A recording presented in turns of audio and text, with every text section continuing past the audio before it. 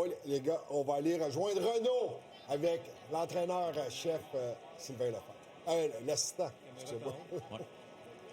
Sylvain, c'est rendu une entrevue annuelle.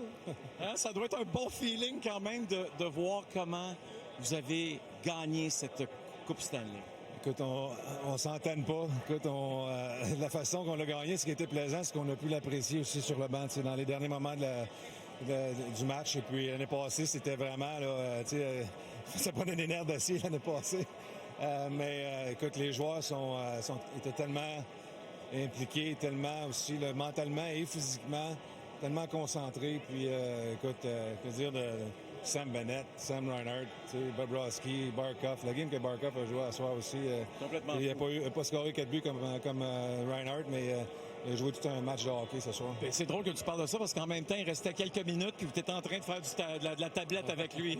Ça, c'est incroyable quand même. Ça, arts and craft. Non, mais écoute, tu sais, c'est jamais gagné tant que c'est fini. Puis, écoute, les gars, ils écoutent, hein, tu sais, ils regardent, puis ils veulent tellement. Là, puis en plus, c'est plate parce qu'on n'a pas eu le blanchissage pour Bobrovsky, mais les gars, ils voulaient tellement celle-là. Là, nous autres, on n'avait pas de doute ce soir. On savait qu'il fallait commencer le match comme il faut. Et puis, c'est ce qu'on a fait. Puis, après ça, on n'a pas douté du tout. Sylvain, tu es un homme de famille.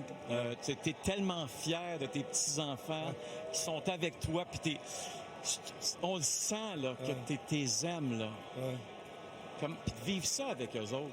C'est spécial. C'est pas tout le monde qui peut faire ça. Non, mais c'est le fun. Tu sais, que c'est 8 ans, 11 ans, ils ont 2 Coupes Stanley. C'est pas pire, hein? C'est pas pire. C'est bien commencé, David. Non, mais écoute, sans eux autres, je ne serais pas ici. Non? Non, je serais pas ici parce que ça prend du sport.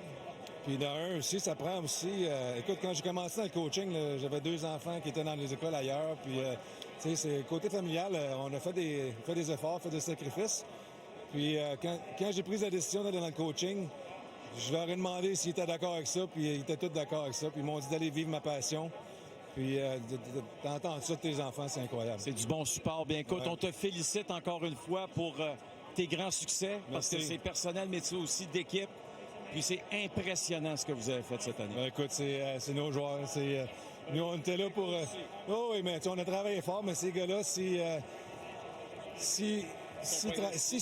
sont pas investis, mais aussi s'ils veulent pas prendre vraiment le système qu'on va amener. Puis écoute, la première année, là, en janvier, on n'était pas dans les playoffs.